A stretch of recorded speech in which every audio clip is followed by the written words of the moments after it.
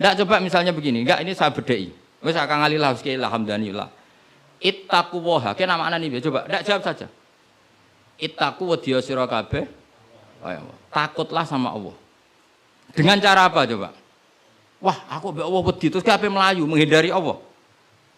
Tapi lafaz yang sama dipakai ittaqun nisa, takutlah sama perempuan, sama istri. Jadi wis takut ora usah dikongkon wis takut.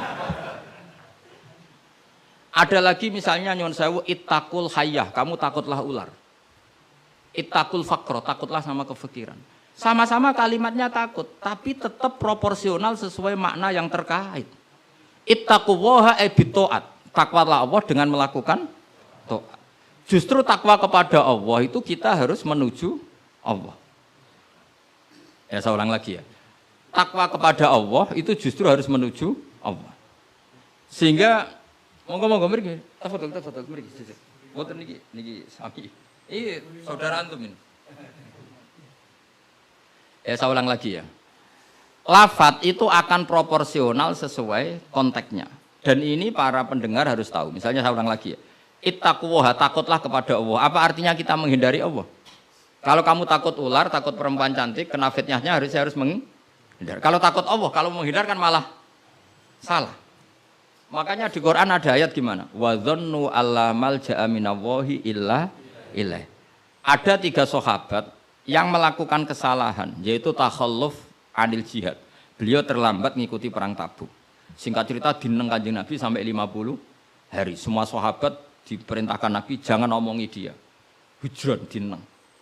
Sehingga ketika dineng itu mereka sudah selesai hidupnya. Ini disebut wa alas salasatil ladzina khulifu hatta idza daqat alaihimul ardu bima rahubat wa dhannu saterusnya itu sampai wa dhannu alla malja'a minallah illa illah. Ketika dineng Nabi, dineng sahabat, wah entek uripku. Bareng ngrasa entek uripe terus beliau iktikaf di masjid, bahkan menyancangkan diri, mengikatkan diri di tiang masjid, dan dia berjanji semua hartanya diamalkan, semua hidupnya diibadahkan, dan dia mengira sudahlah saya tidak bisa lari dari Allah kecuali menuju Allah itu sendiri. Jadi unik kan, takut Allah itu artinya apa? Justru harus mendekat. Kamu takut kiai, semua kiai kita hormati. Kita hormat sama Mbak Arwani, Mbah Mun, hormat sama Mbah Hasyim Asy'ari. Tapi hormat kita, takut kita malah kalau ada kiai ngaji kita mendekat. Tapi kalau takut ular kubra, harus lari. Nah, sama-sama kalimatnya takut. Nah, bayangkan kalau makna di Quran seperti ini tidak oleh ahlinya, betapa salahnya. Sama-sama kalimatnya takut. Nah, tapi dengan banyak pengetahuan yang musalsal ila Rasulillah sallallahu alaihi wasallam, kita tahu proporsi ittaqun nisa kayak apa, ittaqullah kayak apa, ittaqul hayyah kayak apa. Cinta juga gitu, cinta kepada Allah kayak apa, cinta kepada Rasul kayak apa, cinta kepada perempuan kayak apa, cinta pada teman kayak apa. Semuanya redaksinya juga hub, mahabbah. Tapi orang akan proporsional. Makanya ulama itu kalau ngendikan lafaz yang sama itu ditafsiri beda-beda. Misalnya gini yang paling terkenal. Nak kira atau krungu ya kebangetan. Innallaha wa malaikatahu yusholluna 'alan nabi. Wassalat minallah ar-rahmah wa minal malaikah istighfar wa minal adami tadarruun wa du'aun. Coba, Allah itu kan di atas Rasulullah Muhammad. Apapun hebatnya Kanjeng Nabi kan di bawah Allah.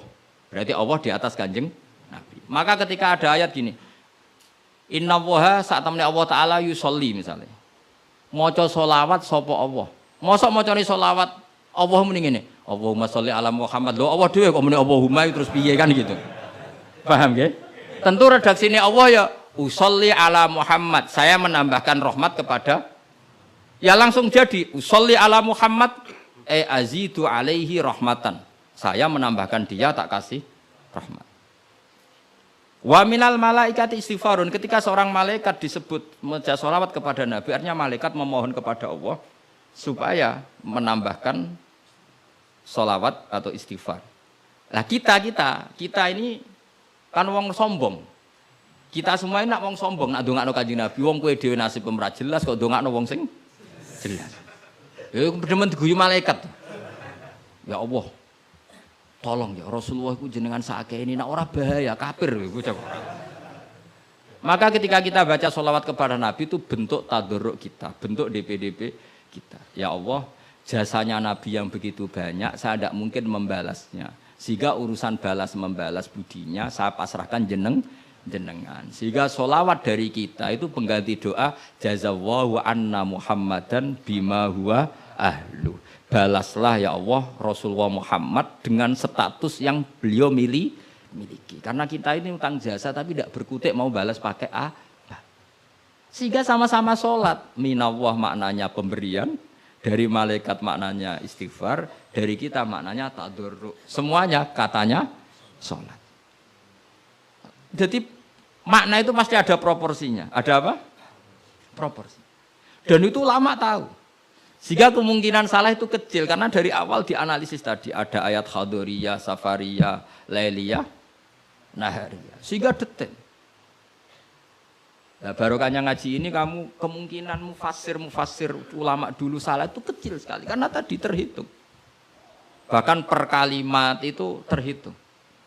Sampai ada guyonan ulama kalau kamu ingin tes doktor tafsir itu ada satu kata, sak kalimat, orang sak kalam, sak kalimat yang diturunkan Quran. Itu ketika ada ayat wa kulu washrabu hatta yatabayyana lakumul khaytul abyadu minal khaytil aswad. Dhisik waqaf. Minal aswad itu waqaf. Sehingga sahabat itu kalau bulan Ramadan, kalau malam-malam dulu kan tidak ada listrik. Itu di pintunya Kang Ali, di pintunya itu dikasih benang hitam sama benang merah. Jadi agar jimak bojone didelok. Orang ketok ijek oleh berarti kan gitu.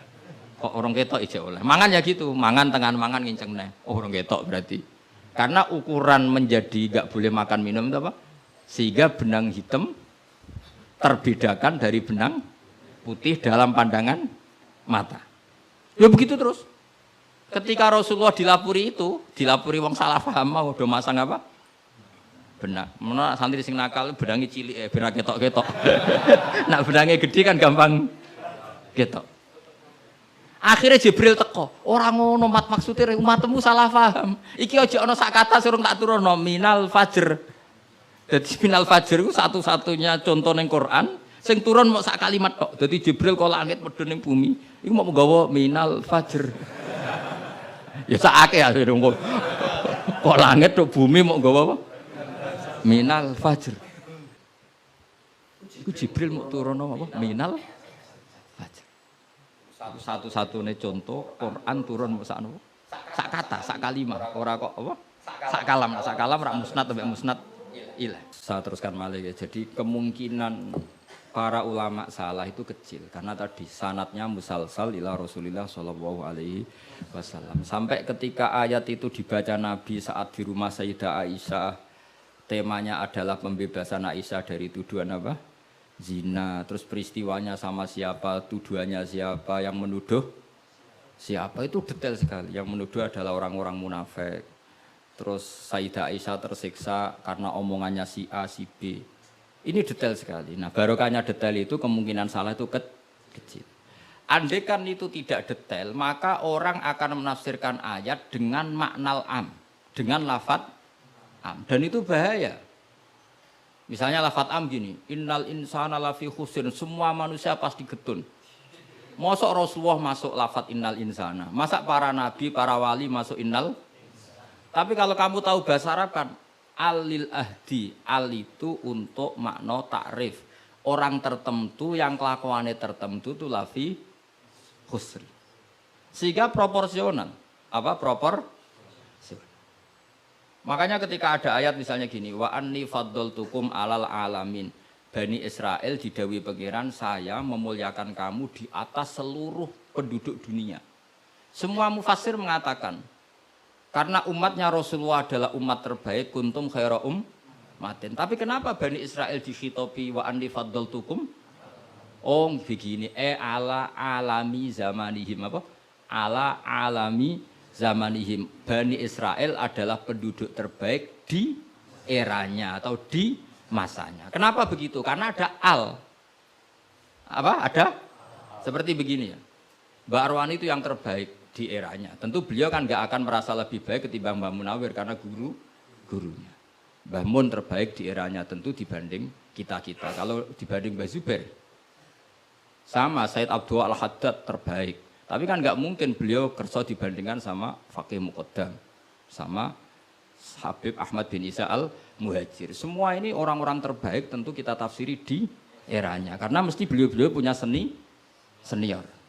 Paham ya, jelas ya? Sama lah. Ketika wa anti faddaltukum alal alamin, Bani Israel dikhitabi gitu, alami zamanihim. Bahwa Bani Israel lebih utama hanya dibanding orang di eranya. Tidak mungkin mengalahkan umat Rasulullah SAW karena umatnya Nabi kena status kuntum khaira umat. Ya jelas ya. Jadi, nah, siapa yang tahu proporsional ini? Lagi-lagi ulama.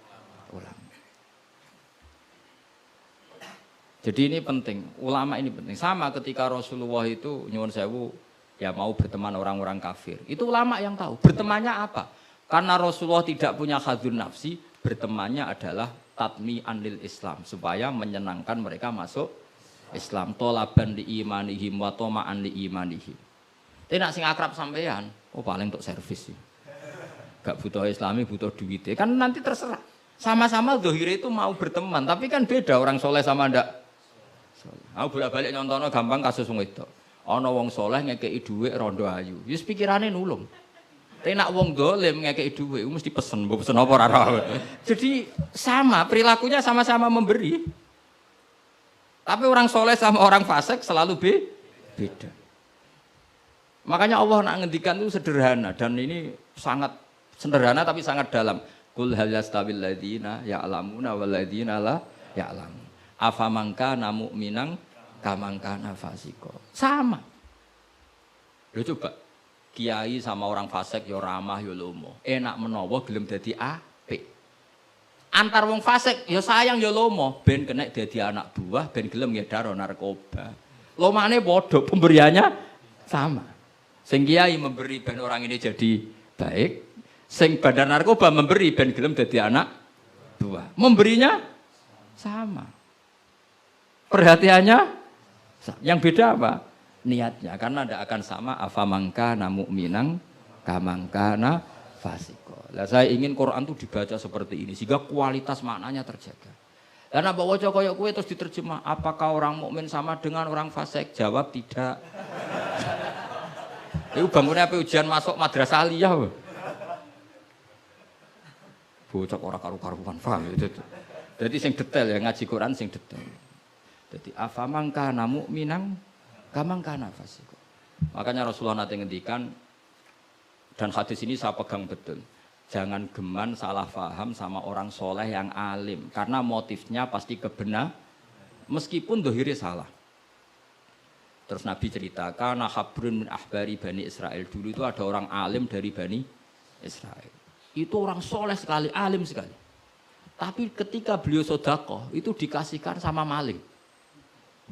Fatahat dasan nas, orang geger, orang alim sedekah mbek maling. Kemane Kang Ali santri ra dikai malah maling. Kontroversi belum selesai, hari kedua dikekno lonte, dikekno wong nakal. Geger meneh. Ini orang alim kok malah ngamaling lonte. Geger. Geger belum selesai hari ketiga, dikekno wong sugih. Jadi 3 hari itu keliru terus. Tapi beliau orang alim, orang ini dipuji Nabi. Kata beliau begini, wong nganti dadi lonte iku kepengin golek duit. Jadi wingi ku tak kei, nduk kowe wak dadi lonte golek duit iki tak kei tapi ora usah dadi lonte. Fala Allah antas taifa, saya memberi itu supaya dia enggak jadi nakal. Beda enggak ambek wong fasik sing ngekei duit. Ayo beda ta ora?